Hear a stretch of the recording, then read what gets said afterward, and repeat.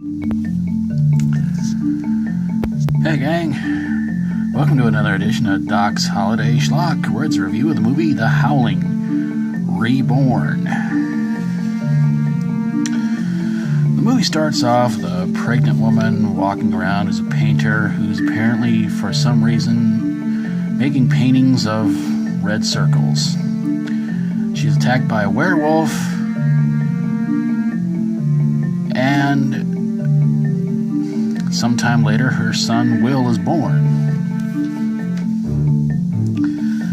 Will grows up with his dad, and, well, about around his 18th birthday, he, sometime after that, finds out that he is a werewolf.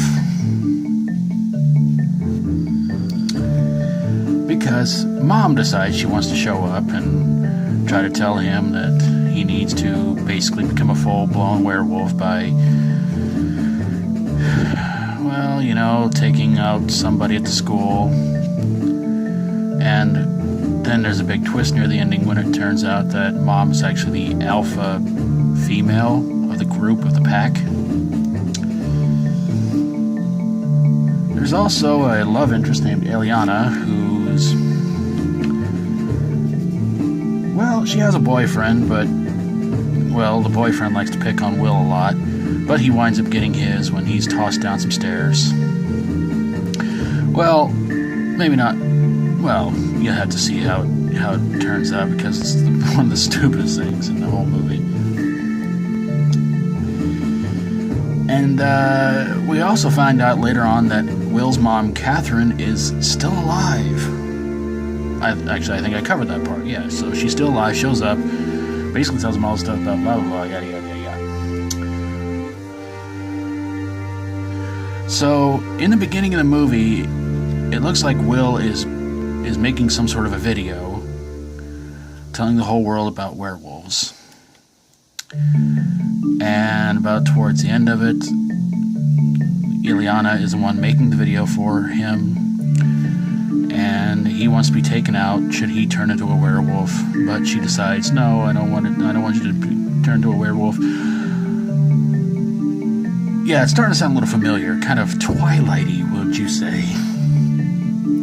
So, at one point, Eliana is knocked out by Catherine, and Will resurrects her with wires, electric wires. Don't ask me.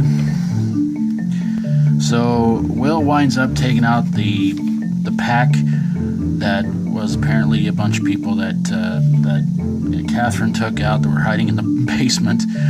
They come up, the building gets burned down to the ground, even though it's supposed to be a high security building that goes on lockdown. Something happens. Will and Eliana walk out of the burning school, and during the credits, the video is played. It's apparently gone viral, of Will explaining the whole thing about werewolves and all this. He turns to a werewolf, and the movie fades to black, but also keeps still running with the credits. Yeah. So why did this movie suck? You know, after part 1 of the Howling series, they had a lot of pretty bad ones. They had some that were not too bad, but this was apparently a second attempt to kind of get the series going again, and it failed miserably. And if you ever saw the trailer, you could basically sit there and say it's sort of like Twilight, but for werewolves. I've never been a really big werewolf fan. To me, the greatest werewolf movie is An American Werewolf in London. Awesome, classic horror movie, werewolf horror movie. But after the first Howling movie, it's like they just didn't know where they were going to go. The second one was, I don't know how to even explain that one. It's like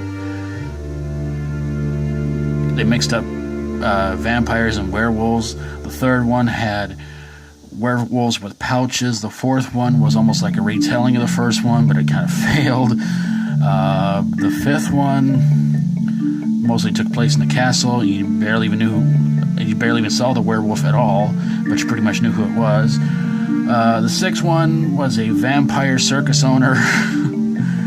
The seventh one was line dancing and clips of the previous movies, and this one was pretty much Howling Twilight, so that's about the best you can describe it. Again, the trailer made it look good, but the movie overall was just a big freaking waste of time. It was, I will give the actress who played Eliana credit. She showed more facial expressions than Kristen Stewart did in all the Twilight movies. But it is a pretty bad movie, and kind of predictable at times. And the one thing that will really get you probably more frustrated than anything is there is a guy who has a red circle on his neck, and you don't find out anything about him. He's just right there. No explanation, no knowing who he is. That's it. So there you guys have it, a review of the Howling Reborn. If you like my videos, always feel free to subscribe. If you got a horror, sci-fi horror, comedy horror, fantasy horror movie that was reborn, rejected, and